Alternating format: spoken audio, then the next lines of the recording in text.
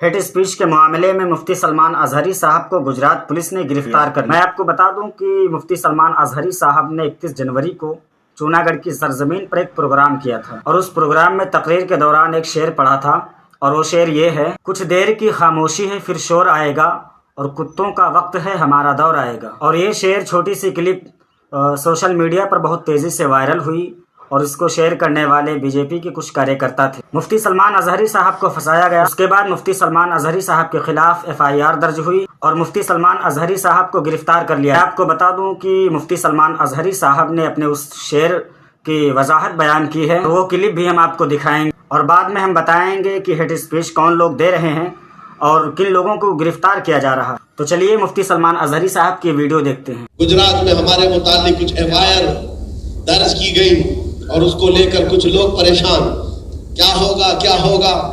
मेरे अजीजों, तुम क्यों इतने घबराए हुए हो, तुम क्यों इतने डरे हुए हो? हमने तो सर जब ओखली में रखी दिया है तो मुसल से डरना क्या है? हुजूर पाक सल्लल्लाहु ताला अलैहि वसल्लम की बात कर रहा हूं, किसी और के लिए नहीं।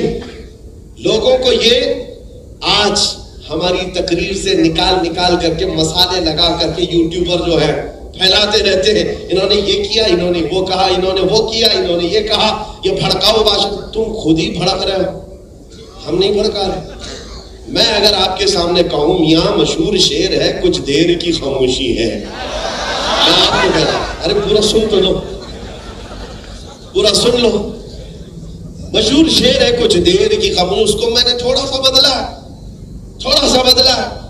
कुछ देर की खामोशी है फिर शोर आएगा, आज कुत्तों का वक्त है कल हमारा दौर है।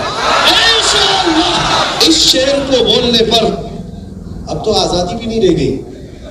जबरदस्ती किसी ने ट्वीट किया और कहा इन्होंने हमारी कौम को कुत्ता कहा। मैंने कहीं कोई लफ्ज कहा, ना ही मैंने किसी भी कौम का जिक्र किया, ना ही तुम्हारे गुरु घंटाल का, ना किसी बादशाह का, ना किसी नेता का कहीं जिक्र नहीं किया। तुम खुद ही कुत्ता बनना चाह रहे हो, तुम्हें क्या? हमने कहीं कोई जिक्र नहीं किया है और ना आज जिक्र कर रहा हूं। मियां अगर कोई कुत्ता कहकर पुकारे, आप क्यों भड़क रहे हो? आपको तो अल्लाह ने इंसान बनाया है।